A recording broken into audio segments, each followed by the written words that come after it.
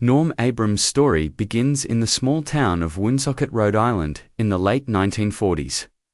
As a young boy, he was not like many other kids who spent most of their free time playing sports or running around outdoors. Instead, Norm found his greatest joy in the garage, working alongside his father. His father was a skilled carpenter who loved turning plain pieces of wood into something useful and beautiful. It was in that garage that Norm first learned how to hold tools, measure wood, and most importantly, develop patience while working on projects. One of his earliest projects was a small wooden car he made with his father. While it seemed like a simple toy, it carried much deeper meaning. It represented the bond between father and son, and it became a symbol of what Norm would later dedicate his life to woodworking. His father not only taught him about tools, but also about discipline, care, and the value of doing things the right way. By the age of 9, Norm was already building on his own. These early lessons shaped the foundation of his entire life, showing him that carpentry was not just a hobby, but a calling that would stay with him forever. As Norm grew older, it became clear that carpentry was his passion, but his father also wanted him to pursue education. After high school in Milford, Massachusetts, Norm enrolled at the University of Massachusetts Amherst. At first, he studied engineering, but later switched to business, believing it would give him more options in the future. While he enjoyed academics, his heart always leaned toward hands-on work. During this period, he suffered a personal tragedy that would stay with him forever. His father passed away. Losing the man who had taught him so much about life and woodworking was extremely painful.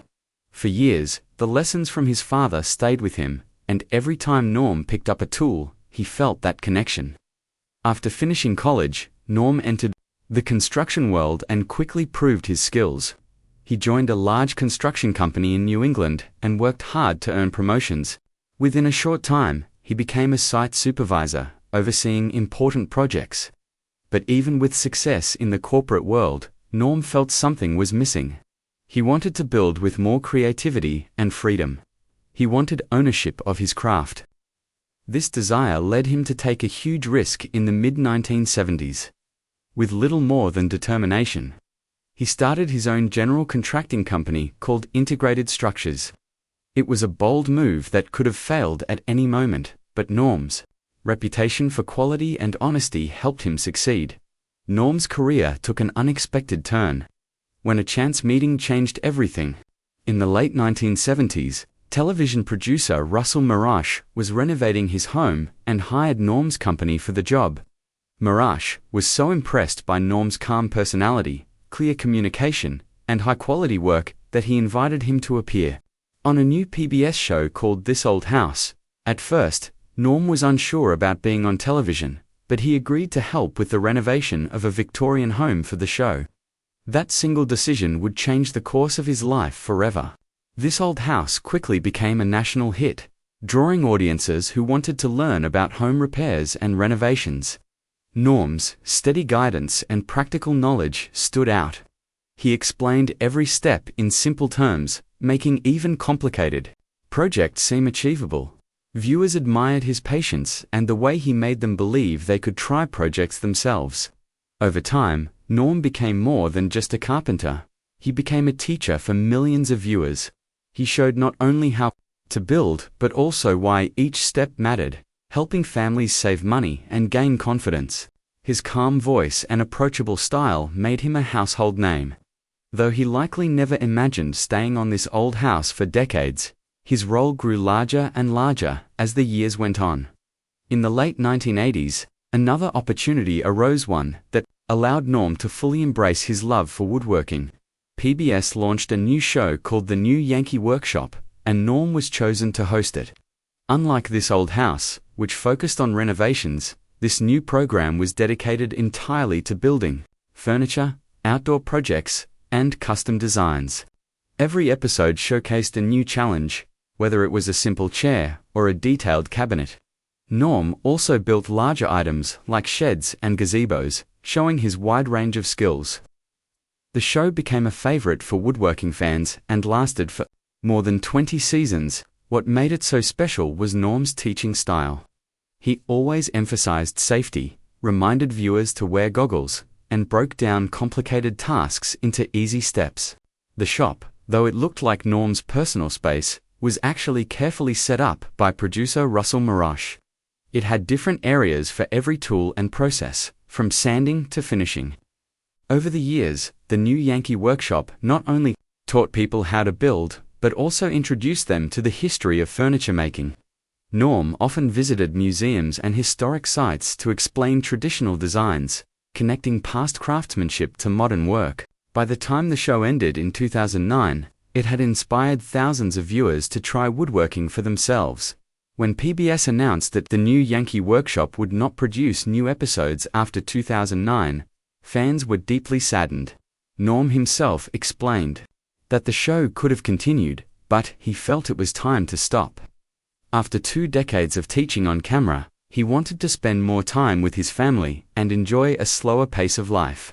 Although the series stopped airing new episodes, fans could still access project plans and rewatch older content online for several years. In early 2023, the official streaming rights ended, but to keep the legacy alive, the show's YouTube channel began posting old episodes. This allowed a new generation to discover Norm's work, proving that his influence continues even without new content. While Norm stepped back from television, he never completely left woodworking. He still appeared occasionally on This Old House to share insights and tips. At home, he dedicated more time to personal projects, including renovating an old coastal house in Rhode Island, where he could enjoy the ocean. His life after TV showed that woodworking was never about fame for him. It was about love for the craft and the satisfaction of creating with his hands. Norm Abram's impact went beyond television. He also co-authored several books on woodworking and home building. His writings reflected the same calm, thoughtful approach viewers saw on screen. Books like Measured Twice, Cut Once taught readers not only technical skills, but also the mindset needed for successful projects. He emphasized planning, avoiding mistakes, and respecting the craft. Norm even wrote a book about building his own home, Norm's New House, where he shared personal experiences and lessons learned during construction. These books gave fans a more personal look into his methods, showing how deeply he cared about every detail. He also helped write woodworking books for families and children, making the craft accessible to beginners. In addition, he contributed articles to This Old House magazine, offering project guides and instructions. His written work ensured that even people who missed the TV shows could still learn from him. Through his books and articles, Norm continued his mission of teaching woodworking as both a skill and a source of joy. Personal life and interests away from the spotlight, Norm Abram lived a fulfilling personal life. He married Elise Howenstein, a talented woman in the design field, and together, they built a life in Rhode Island. Before Elise, Norm had been married to Laura Cohn, though their marriage ended in the mid-1990s. While Norm has always kept his personal life private, fans know that family has always been important to him. Beyond woodworking, Norm also explored other creative hobbies. He enjoyed music and played instruments like the mandolin, banjo, and guitar. For him, music was another form of craftsmanship, another way to create something meaningful with patience and practice. Norm also gave back to his community by supporting educational programs. He served on the board of Old Sturbridge Village, a living history museum in Massachusetts, and encouraged young people to learn trades through apprenticeship programs. His graduation speech at the North Bennett Street School inspired future craftsmen to take pride in their skills. These activities showed that Norm's love for building extended beyond wood. It was about building communities, traditions, and opportunities for others. Over the years, Norm Abram received many awards that recognized his influence. In 2009, he received the iSmart Distinguished Service Award from the American Academy for promoting safety on television. Fans remember how he always reminded viewers to wear safety goggles, a small but vital habit that likely prevented countless accidents. In 2018, he received 2 major honors, the Ken Burns Lifetime Achievement Award and the National Academy of Television Arts and Sciences.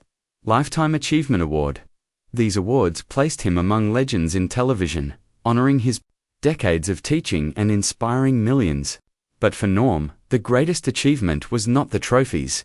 It was the fact that families across the country picked up tools because of him, learning patience and pride in building with their own hands.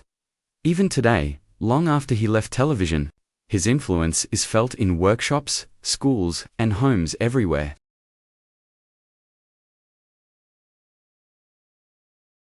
Norm Abram's journey is more than the story of a television carpenter. It is the story of a man who turned his childhood lessons in a small garage into a lifelong mission to teach and inspire. From his early days on this old house, to the decades he spent on the new Yankee workshop, Norm showed viewers that woodworking was not just about cutting wood and hammering nails, it was about creativity, patience, and respect for craft. He built traditions, encouraged families, and gave countless people the confidence to try something new. Today, at age 75, Norm lives a quieter life with his wife, still exploring projects and enjoying his passions. His shows, books, and teachings remain timeless resources for anyone who wants to create. Norm Abram will always be remembered not as a celebrity who chased fame, but as a craftsman who shared his love of building with the world. One of the most remarkable parts of Norm Abram's career is how he changed the way people view woodworking. Before this old house and the new Yankee workshop, carpentry and woodworking were often seen as skills reserved for professionals. Most families did not consider taking on projects by themselves, especially furniture building, because it seemed too complicated or expensive, but Norm's calm teaching style opened the doors for everyday people. He showed that with the right tools, patience, and safety, anyone could learn to make something useful and beautiful. His projects ranged from beginner-friendly chairs and shelves to complex cabinets and tables, ensuring that all viewers could find something to try. This broad approach meant that entire families' parents, children, and even grandparents could work together on projects. In this way, Norm helped woodworking become not just a skill, but a family activity. He inspired countless people to start new hobbies, and in some cases, even careers. Many professional carpenters today credit Norm's shows as their first spark of inspiration. His work did more than build furniture, it built a culture of creativity, patience, and pride in doing things with your own hands. Another important part of Norm Abram's legacy is the philosophy he brought to woodworking. For him, it was never just about finishing a project quickly, or making it look good on the surface. He believed that every project, no matter how small, deserved full attention and care.